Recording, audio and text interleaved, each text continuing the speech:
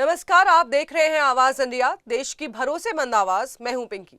खबरों का सिलसिला शुरू करने से पहले आइए नजर डालते हैं आज के हेडलाइंस पर।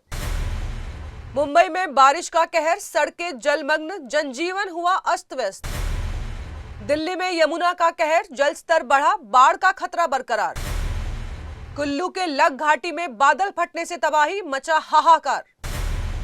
राधा कृष्णन को संसदीय दल की बैठक में मिला सम्मान, पीएम ने विपक्ष की समर्थन से अपील की। क्या चीन से फिर सुधरेंगे संबंध? खाद्य संकट पर भारत को मिली बड़ी उम्मीद। अब खबरें विस्तार से। महाराष्ट्र के कई हिस्सों, खासकर मुंबई में भारी बारिश ने जनजीवन को पूरी तरह से अस्त व्यस्त कर दिया है। लगातार हो रही बारिश के कारण स्कूल कॉलेज बंद कर दिए गए हैं और सड़कों पर जल भराव से यातायात व्यवस्था चरमरा गई है। लोकल ट्रेनें देरी से चल रही हैं और BEST यानी कि बेस्ट बसों के कई रूट बदले गए हैं। हवाई यातायात भी प्रभावित हुआ है। इंडिगो समेत कई एयरलाइंस ने एडवाइजरी जारी करते हुए देरी से जानकारी दी है। IMD ने रेड अलर्ट जारी कर दिया है, जिससे लोगों की चिंता और बढ़ गई है। खासकर बोरीवली, अंधेरी, सायन, दादर और चेंबूर जैसे क्षेत्रों में भारी बारिश के चलते हालात गंभीर है। गांधी मार्केट और अन्य निचले इलाकों में पानी भर गया है। नगर निगम के अनुसार मंगलवार सुबह उपनगरों की तुलना में मुंबई शहर में अधिक बारिश दर्ज की गई है, जहां केवल 1 घंटे में 40 से 65 मिलीमीटर तक की वर्षा हुई है। विक्रोली उपनगर में 21 घंटों में सबसे अधिक 194.5 मिलीमीटर बारिश हुई, जबकि सांताक्रूज में 185 मिलीमीटर और जुहू में 173.5 मिलीमीटर वर्षा दर्ज की गई है। लगातार हो रही बारिश ने न सिर्फ सड़कों पर जल भराव है, बल्कि रोजमर्रा की जिंदगी भी ठप हो गई है। नगर प्रशासन अलर्ट पर है, लेकिन हालात फिलहाल सामान्य नहीं हुए हैं। मुंबई में बारिश का ये कहर थमने का नाम नहीं ले रहा है। दिल्ली में यमुना नदी का बढ़ता जल स्तर फिर से चिंता का विषय बन गया है। भारी बारिश और उत्तराखंड, हिमाचल के बांधों से छोड़े गए पानी के कारण यमुना खतरे के निशान से ऊपर बह रही है। यमुना बाजार इलाके के पास स्थित पुराना लोहा पुल जलभराव से सबसे ज्यादा प्रभावित नजर आ रहा है। सोमवार को यमुना ने 205.36 मीटर का स्तर पार कर लिया, जो खतरे के स्तर 205.33 मीटर से अधिक है। चेतावनी स्तर 204.50 मीटर है और 206 मीटर पर लोगों को हटाने की प्रक्रिया शुरू होती है। जल स्तर में अब भी थोड़ी गिरावट आ रही है, लेकिन राहत की स्थिति अभी नहीं है। नदी का पानी तेजी से किनारों से बाहर निकल रहा है, जिससे निचले इलाकों में बाढ़ की आशंका बनी हुई है। हथीनी कुंड बैराज के सभी 18 गेट खोलने और वजीराबाद बैराज से लगातार पानी छोड़े जाने से यमुना का जल स्तर लगातार बढ़ता जा रहा है। केंद्रीय जल आयोग के अनुसार 19 अगस्त तक जल स्तर 206 मीटर तक पहुंच सकता है। केंद्रीय बाढ़ कक्ष और दिल्ली बाढ़ नियंत्रण विभाग ने सभी एजेंसियों को अलर्ट पर रखा है। हथीनी कुंड बैराज से हर घंटे लगभग 57,460 क्यूसेक और वजीराबाद से 36,064 यूक्रेस पानी छोड़ा जा रहा है। लोहा पुल के पास की डरावनी तस्वीरें बाढ़ की गंभीरता को साफ दिखाती है। हिमाचल प्रदेश के कुल्लू जिले के दूर दराज क्षेत्र लग घाटी में रात करीब 1:30 बजे बादल फटने की घटना से इलाके में अफरा तफरी मच गई। इस हादसे में कई घर और गाड़ियां पानी में बह गई, जिससे लोग दहशत में आ गए।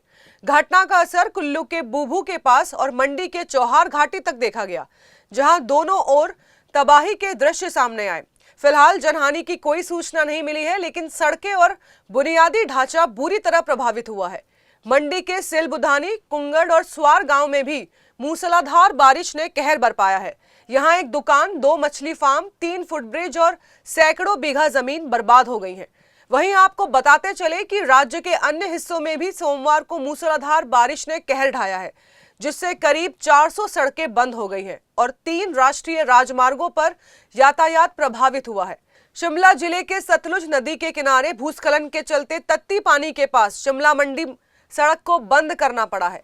सड़क की चौड़ाई केवल 1.5 मीटर रह गई है, जिससे इस पर वाहन चलाना बेहद खतरनाक हो गया है। वैकल्पिक रास्ता थाली पुल भी बंद होने से करसोग का शिमला से संपर्क कट गया है। प्रशासन द्वारा हालात पर कड़ी नजर रखी जा रही है और राहत कार्यों की तैयारी भी है। इस प्राकृतिक आपदा से पहाड़ी इलाकों में रहने वाले लोगों में दहशत का माहौल है। फिलहाल स्थिति नियंत्रण में है, लेकिन भारी नुकसान की आशंका बनी हुई है। राष्ट्रीय जनतांत्रिक गठबंधन के उपराष्ट्रपति पद के उम्मीदवार CP राधाकृष्णन को मंगलवार को NDA संसदीय दल की बैठक में सम्मानित किया गया। बैठक में प्रधानमंत्री नरेंद्र मोदी और भाजपा के शीर्ष नेताओं ने उनका गर्मजोशी से स्वागत किया। राधाकृष्णन बुधवार को नामांकन दाखिल कर सकते हैं। वे वर्तमान में महाराष्ट्र के राज्यपाल हैं और तमिलनाडु से ताल्लुक रखते हैं। एनडीए के पास संसद में बहुमत होने के चलते उनकी जीत लगभग निश्चित मानी जा रही है। इसके बावजूद इंडिया गठबंधन ने भी चुनाव लड़ने के संकेत दिए हैं। वरिष्ठ नेता किरण रिजिजू ने बताया कि सभी सांसदों से सर्वसम्मति से समर्थन की अपील की गई है। बैठक में प्रधानमंत्री मोदी ने राधाकृष्णन के सादा जीवन, बेदाग छवि और सामाजिक सेवा की सराहना करते हुए उन्हें उपराष्ट्रपति पद के लिए आदर्श उम्मीदवार बताया है। उन्होंने कहा कि यदि ऐसा व्यक्ति देश का उपराष्ट्रपति बनता है तो ये देश के लिए गौरव की बात होगी। रिजिजू ने बताया कि रक्षा मंत्री राजनाथ सिंह सभी दलों से संपर्क कर रहे हैं ताकि राधाकृष्णन को सर्वसम्मति से समर्थन मिल सके। ये पहल लोकतंत्र और राज्यसभा की गरिमा को मजबूत करने के रूप में देखी जा रही है। विपक्ष की ओर से हालांकि अब तक आधिकारिक उम्मीद का ऐलान नहीं हुआ है। राधाकृष्णन को समाज के हर वर्ग में साफ सुथरी छवि वाला नेता माना जाता है। एनडीए राधाकृष्णन के नाम को एकजुटता का प्रतीक बना है। बिहार विधानसभा चुनाव से पहले कांग्रेस नेता राहुल गांधी ने चुनाव आयोग पर बड़ा हमला बोला है। बिहार की एक जनसभा में उन्होंने कहा कि अगर केंद्र में इंडिया गठबंधन की सरकार बनी तो वोट चोरी के लिए मुख्य चुनाव आयुक्त और दोनों अन्य आयुक्तों पर सख्त कार्रवाई की जाएगी। राहुल गांधी ने वोट चोरी को भारत माता पर हमला करार देते हुए जनता से इस लड़ाई में शामिल होने की अपील की। बिहार में इस वक्त वोटर लिस्ट में कथित अनियमितताओं को लेकर कांग्रेस लगातार चुनाव आयोग पर सवाल उठा रही है। राहुल गांधी की ये प्रतिक्रिया बिहार में जारी विशेष गहन पुनरीक्षण प्रक्रिया पर आई है, जिसे लेकर कांग्रेस पहले से हमलावर है। वहीं राहुल गांधी ने अब वोटर अधिकार यात्रा शुरू कर दी है, जो 16 दिनों में 20 जिलों से होकर 1300 किलोमीटर की दूरी तय करेगी। इस यात्रा में राहुल के साथ इंडिया गठबंधन के अन्य नेता भी शामिल हैं, जिससे ये साफ है कि कांग्रेस ने इस मुद्दे को चुनावी हथियार बना लिया है। वहीं चुनाव आयोग ने राहुल गांधी के आरोपों पर कड़ी प्रतिक्रिया दी है और हलफनामा मांगा है। लेकिन चुनाव आयोग की इस प्रतिक्रिया पर भी कांग्रेस नेता पवन खेड़ा ने साफ कह दिया है कि पार्टी धमकियों से डरने वाली नहीं है। उनका कहना है कि जैसे ही यात्रा शुरू हुई, सीईसी ज्ञानेश कुमार को प्रेस कॉन्फ्रेंस करनी पड़ी। खेड़ा ने यह भी जोड़ा कि देश की जनता अब जागरूक हो रही है और हम अपने मताधिकार की रक्षा के लिए पीछे नहीं हटेंगे। वक्त हो चला है एक छोटे से ब्रेक का।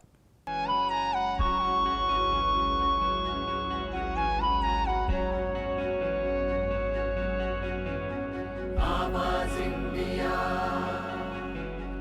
आवाज इंडिया, आवाज इंडिया, आवाज इंडिया, इंडिया, इंडिया, आवाज इंडिया।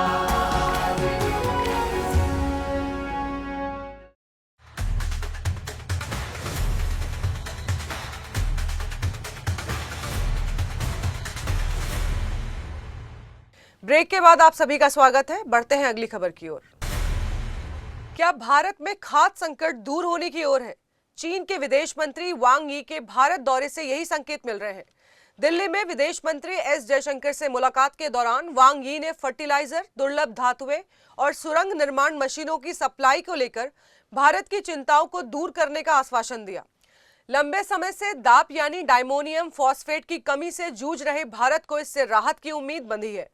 डीएपी खेती में एक महत्वपूर्ण फर्टिलाइजर है, जिसकी अधिकतर आपूर्ति चीन से होती थी, लेकिन हाल ही में लगे निर्यात प्रतिबंधों ने भारत को मुश्किल में डाल दिया था।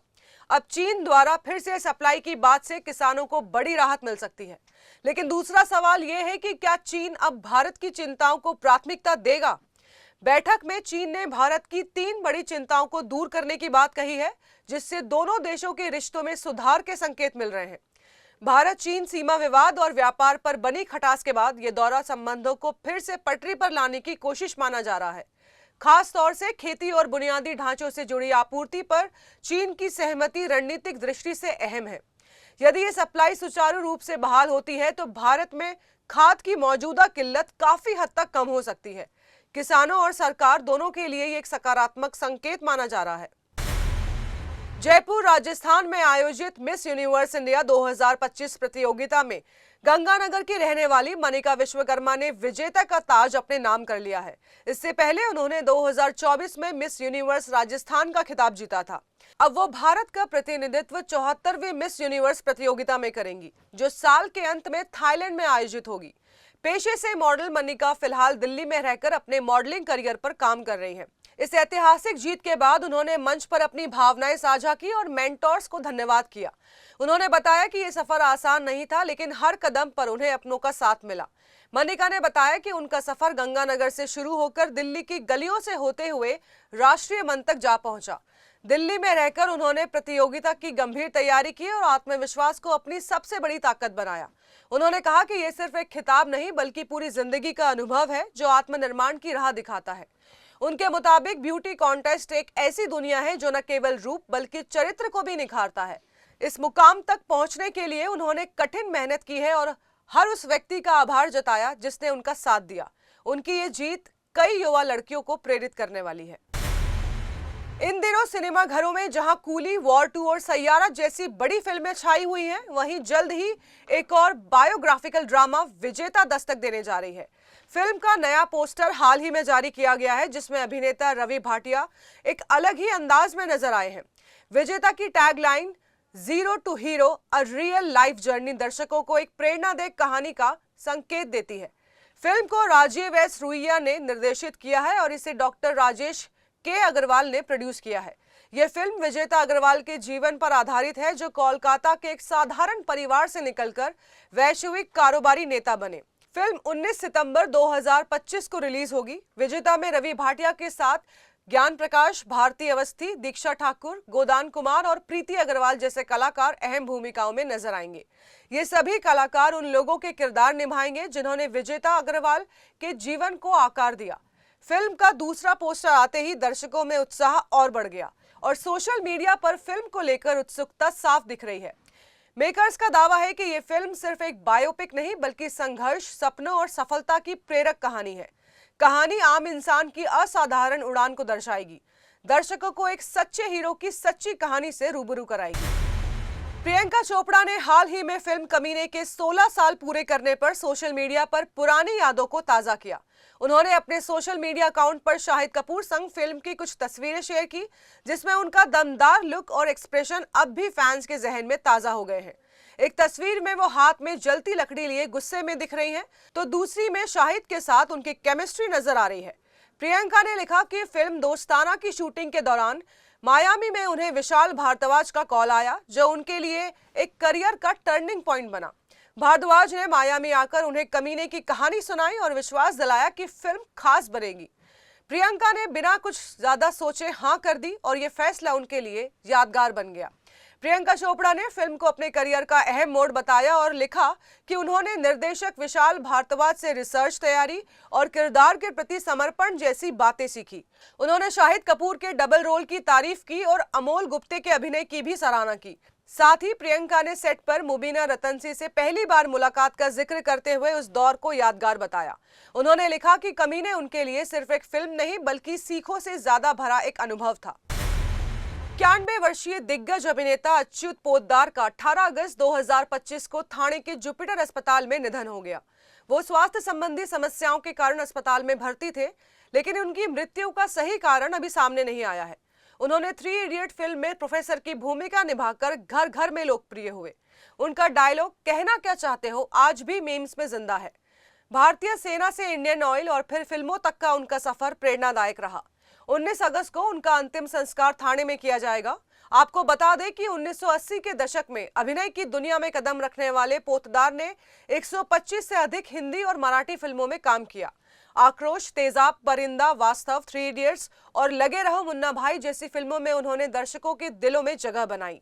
टीवी पर वागले की दुनिया और भारत की खोज जैसे लोकप्रिय शो में भी उन्होंने अपनी अदाकारी दिखाई। उनके निधन से सोशल मीडिया पर फैंस और साथियों ने गहरा शोक व्यक्त किया है। समर्पित और विनम्र कलाकार के रूप में उनकी छवि अमिट है। उनका योगदान भारतीय सिनेमा की अमूल्य धरोहर बन गया है। फिलहाल आवाज इंडिया समाचारों में बस इतना ही। जुड़े रहिए आवाज इंडिया के साथ, फिर होगी जल्द मुलाकात। तब तक के लिए नमस्कार।